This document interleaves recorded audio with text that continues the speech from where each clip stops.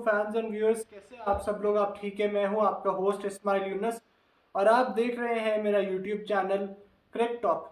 सो जैसे आप सब लोग पता, मैं काफ़ी अरसे से काफ़ी महीने से बिजी था क्योंकि मैं अपने पेपर्स की तैयारी कर रहा था। लेकिन अब मेरी समर वेकेशंस शुरू हो गई हैं तो अब हम खुल के जो है क्रिकेट के बारे में एनालिसिस देंगे। आज मैं एक बड़े स्पेशल टॉपिक लेकर आया हूँ। आज के वही दिन है जहाँ माइकल हसी ने सईद अजमल को आखिरी ओवर में बहुत लंबे लंबे छक्के मारे थे और ऑस्ट्रेलिया को मैच जिताया था। मैच तो बिल्कुल पाकिस्तान के हाथ में था।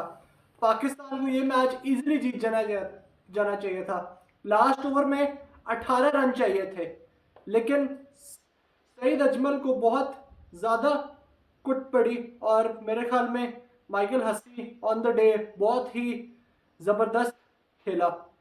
लेकिन उसके बाद जिस तरीके से सईद अजमल ने अपने आप को ट्रांसफॉर्म किया, बहुत ही ज़बरदस्त तरीके से अपने आप को ट्रांसफॉर्म किया है।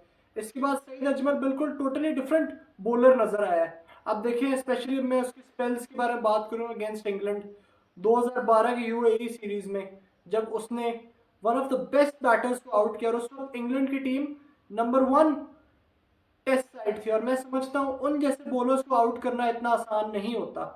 अब स्पेशली एलिस्टर कुक हो गया, Jonathan Trott, Ian Bell, Kevin Pietersen, Matt Prior, ये जैसे प्लेयर्स को आउट करना इतना आसान नहीं होता। लेकिन सईद अजमल एक स्पेशल टैलेंट था और उसने दिखाया था कि why he was a special talent. अब मैं एक और भी एग्जांपल देता हूँ। कार्लोस ब्रैथवेट ने भी वैसा ही किया था जैसे सईद अजमल के साथ हुआ था, और वो किया था बेन स्टोक्स को 2016 के T20 वर्ल्ड कप जो हुआ था इंडिया में।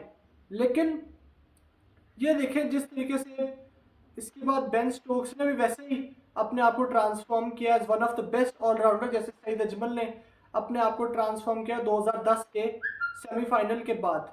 लेकिन बात ये है कि इस प्लेयर ने बहुत ही ज़्यादा कंट्रीब्यूट किया है कंट्री के लिए। और अगर मैं बात करूं, मिसबा उल हक की कैप्टनसी में खेलना और एक कूल एंड काम कस्टमर के अंडर खेलना एक बहुत बड़ी बात होती है। और मैं समझता हूँ वो बॉलर ऐसा बॉलर था जो मैच विनर था और हर सिचुएशन में जाके विकेट लेता था और पाकिस्तान टीम को हमेशा टफ सिचुएशन और टफ मोमेंट्स में मैच जिताता था। और मैं समझता हूँ कि पाकिस्तान टीम में सईद अजमल जैसा ना बॉलर पैदा होगा और ना सईद अजमल के बराबर का बॉलर बन पाएगा, क्योंकि सईद अजमल वो एक डिफरेंट टैलेंट था, वो एक स्पेशल टैलेंट था। लेकिन स्पेशल टैलेंट के साथ साथ वो एक कंसिस्टेंट परफॉर्मर था और कंसिस्टेंसी के साथ विकेटें भी लेता था। और जो उसका मेन वेपन था वो था तो दूसरा दूसरा तो कमाल किस्म का करता था। लेकिन फिर सईद अजमल में एक ऐसा पॉइंट आया कि सईद अजमल का बॉलिंग एक्शन जो है वो बैन हो गया। फिर उसकी वजह से वो 2014 का 50 ओवर वर्ल्ड कप नहीं खेल सके।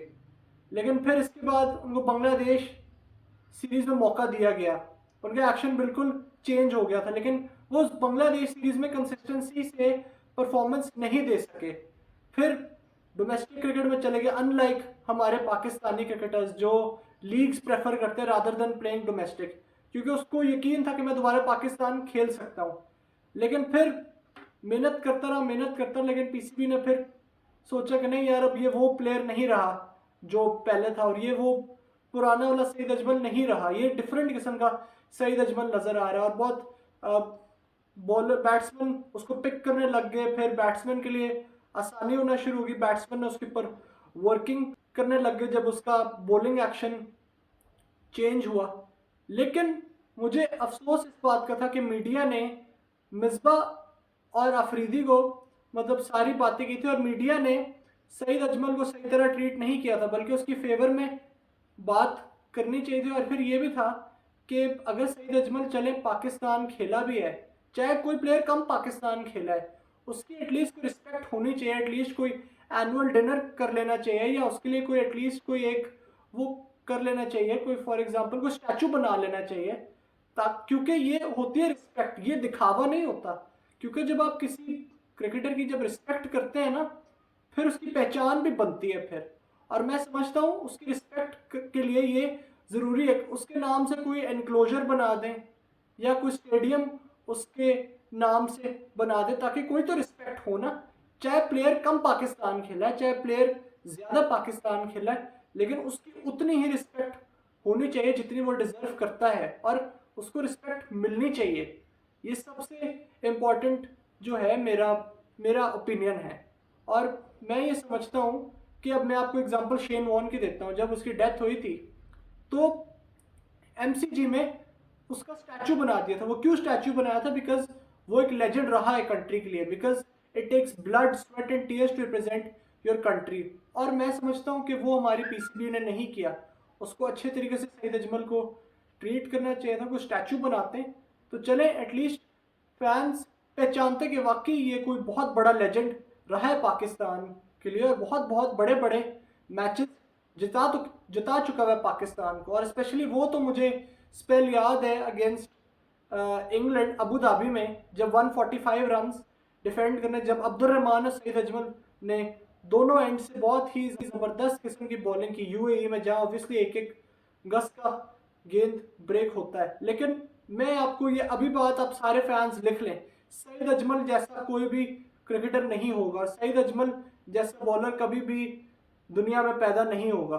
एक स्पेशल टैलेंट था, लेकिन और दिखाया था उसने कि वो क्यों one of the best spinner रहा था। अगर मेरी नज़र में वो बैन ना होता ना उसका एक्शन, बस वो बदकिस्मती, अगर बैन ना होता उसका एक्शन, तो मैं समझता आज भी वो और ज़्यादा विकेटें ले रहा होता और ज़्यादा बैट्समैन को डिफिकल्टी में डाल रहा होता। तो चले आज के लिए इतना ही। मेक श्योर करें इस वीडियो को लाइक करें और चैनल को सब्सक्राइब करें। मैं इंशाल्लाह आपको अगली वीडियो मिलूंगा। इजाज़त दीजिए, अल्लाह हाफिज़।